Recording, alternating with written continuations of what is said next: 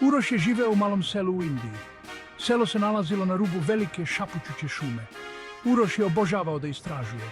Maštao je o avanturama. Svaki dan Uroš se igrao sa svojim drugarima. Trkali su se po poljima, prskali se u reci. Ali Uroš je uvek gledao prema šumi. Žudeo je da otkrije njene tajne. Jednog popodneva Uroš je bio nestrpljiv.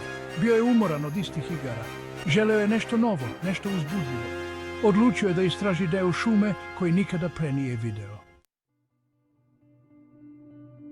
Uroš je znao da šuma može biti opasna. Njegova baka mu je pričala priče o nestašnim duhovima i mrzovoljnim divovima. Upozoravala ga je da nikada ne skreće sa seoske staze. Ali Uroš je bio radoznao. Ugledao je uzak put koji vodi dublje u šumu. Dozivao ga je obećanjima o avanturi. Nije mogao da odoli.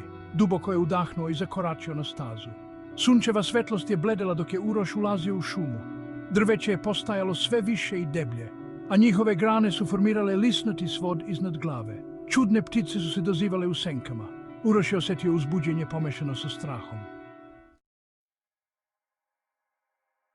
Dok se Uroš dalje upuštao u šumu, začuo je tiho cvrkutanje.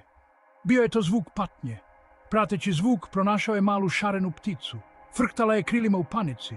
Bila je zarobljena u trnovitom žbunu. Uroš je pažljivo oslobodio pticu. Nežno je uklonio trnje sa njenog krila. Ptica je zahvalno cvrkutala i protrljala glavu o Urošev obraz. Uroš je osjetio toplinu i sreću. Stekao je novog prijatelja. Ptica je skočila na Uroševo rame. Pokazala je kljunom prema visokom drvetu sa svetlucavim zlatnim lišćem. Uroš je osjetio čudnu privlačnost prema drvetu. Znao je da mora da prati pticu. Uroš je stigao do svetlucavog drveta. Ptica je cvrkutala i poletela do najviše grane. Kljucnula je zlatni list. List se odvojio i spustio prema Urošu. Kada je list dotakao Uroševu ruku, transformisao se. Postao je prelepo pernato pero. Pero je sijalo toplom zlatnom svetlošću. Uroš je instinktivno znao da ovo nije obično pero. Ovo je bio magični dar. Ptica je ponovo cvrkutala, podstičući Uroša da čvrsto drži pero. Uroš je zatvorio oči, priljubio pero uz srce i poželeo svom snagom. Poželeo je da može da leti kao ptica, da vidi šumu sa visine. Odjednom Uroš se osjetio lakšim od perceta. Osjetio je vetar ispod ruku. Otvorio je oči i zapanjio se. Lebdeo je, leteo je. Vinuo se kroz vazduh gracioznošću ptice, a šuma se prostirala ispod njega poput zelenog tepiha. Dok je Uroš leteo, začuo je paničnu ciku. Pogledao je dole i ugledao malu vevericu kako juri granom. Veverica je očigledno bila uznemirena. Njene sićušne šapice su grebale za oslonac. Pokušavala je da upozori Uroša na nešto. Uroš je pratio pogled veverice. Video je bujicu reke, njene vode su besno hučale. Most koji je nekada prelazio reku bio je slomljen. Odnela ga je nedavna oluja. Uroš je shvatio da ne može da preleti preko. Morao je da pronađe drugi način. Uroš je nežno sleteo na granu pored veverice. Veverica je skočila na njegovo rame, oči su joj bile pune brige. Pokazala je nosićem prema skupini jarko obojenih pečurki koje su rasle blizu obale reke. Uroš je oprezno prišao pečurkama. Bile su drugačije od svih koje je ikada video.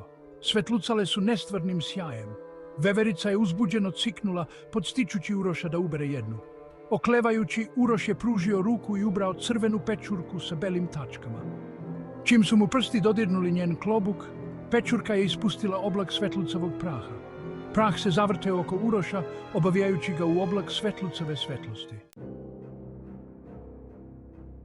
Kada se svetlost raspršila, Uroš se našao na drugoj strani reke. Osvrnuo se i video da je pečurka koju je dodirnuo narasla do ogromne veličine, formirajući čvrst prirodni most. Veverica je iskoristila svoje znanje o šumi da pomogne Urošu da pređe. Odjednom tlo se zatreslo pod Uroševim nogama. Drveće se žestoko zaljuljalo, lišće je padalo oko njega. Uroš je pogledao gore i ugledao zastrašujući prizor. Div, viši od najvišeg drveća, koračao je prema njemu, a njegovi koraci su tresli zemlju. Div je imao jedno oko na sredini čela i usta razvučena u širok, preteći osmeh. Ispružio je ruku, njegovi debeli prsti su bili poput čvornovatih grana prema Urošu. Uroš je znao da mora brzo da reaguje. Bio je u velikoj opasnosti.